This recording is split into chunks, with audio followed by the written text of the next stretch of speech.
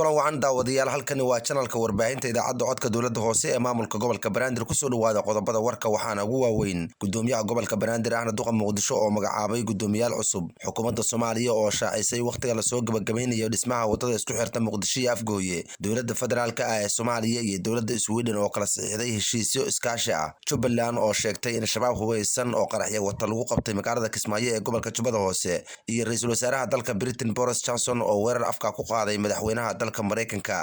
waa 2 Diseembar sanadkuna waa 2019 u diyaar garooba warkaasi oo faahfaahsan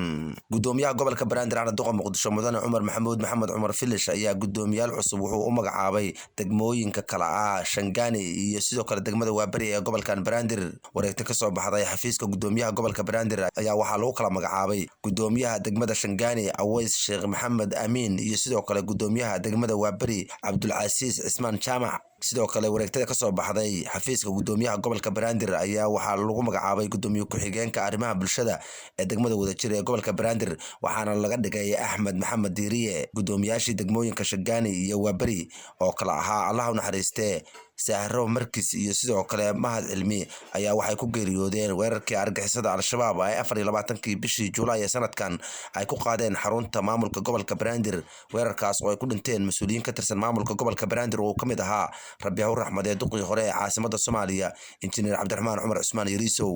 gudoomiyaha gobolka Banaadir ahna duqa Muqdisho ayaa mas'uuliyiintan u magacaabay wuxuu faray in si degdeg ah ay uga soo dhalaalaan shaqada qaranka Soomaaliya ay u hayaan xukuumadda federaalka ee Soomaaliya ayaa shaacisay waqtiga la soo gabagabeynayo dhismaha wadada isku xirta magaalada Muqdisho iyo degmada Afgooye ee gobolka Shabeellada Hoose mashruucan oo dowladda Qatar ay maalgelinayso ayaa dhagax dhigay ra'iisul wasaaraha xukuumadda federaalka ee Soomaaliya mudane Xasan Cali Khayre wasiirka koowaad ee xukuumadda Soomaaliya ayaa waxa uu sheegay in muddo 2 bilood gudahood la soo gabagabeyn doono dhismaha ka socda wadada xiriirisa Muqdisho iyo Afgooye ra'iisul wasaaraha Soomaaliya ayaa intaasi ku daray in Al-Shabaab ay doonayaan inay carqaladeeyaan horumarada ka jira dalkeena Soomaaliya asagoo tusaale soo qaatay in dhismaha wadadaasi Al-Shabaab ay soo weerareen in ka badan 10 jeer taasna ay tahay mid ay doonayaan inay ku curyaamiyaan dhaqaaqa horumarka ee ka socda dalkeena Soomaaliya ra'iisul wasaare Xasan Cali Khayre ayaa waxa uu sheegay in ciidamada qaranka Soomaaliya ay iska difaaceen weerar kasta oo Al-Shabaab ay ku carqaladeynayaan wadada isku xirta Muqdisho iyo Afgooye oo dhismaheedu hadda uu meel fiican marayo wuxuuna sheegay in inta dhiman ciidamada qaranka Soomaaliya ay dhaxda u xiran doonaan sidii ay u dhisi lahaayeen wado nadiif ah oo dadka Soomaaliyeed ay ku manafacaan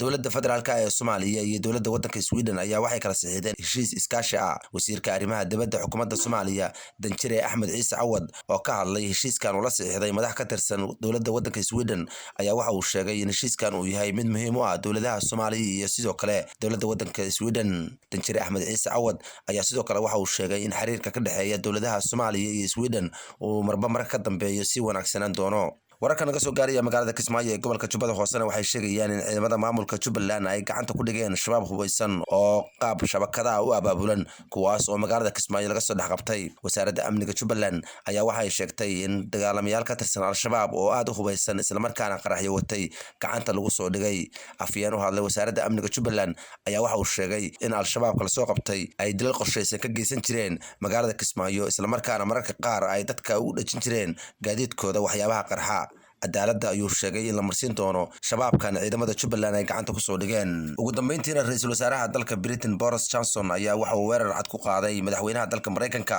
Boris Johnson oo saxaafadda kula hadlay magaalada London ee caasimadda dalka Ingiriiska ayaa waxa uu sheegay in uusan taageero ka rabin marnaba madaxweynaha dalka Mareykanka Donald Trump Boris Johnson ayaa waxa uu sheegay in madaxweynaha Mareykanka Donald Trump uu dhibaato ku yahay dalka Ingiriiska isla markaana uu caqabad ku yahay in Britain ay ka baxdo midowga Yurub ra'iisul wasaaraha Britain Boris Johnson ayaa intaas ku daray in uu ku dadaalayo in bishan December intaas dhamaan inuu keeno sharci ay Britain uga baxayso midowga Yurub warkii oo aad kala socoteen muuqaal baahiyaha codka gobolka Banaadir waa naga inta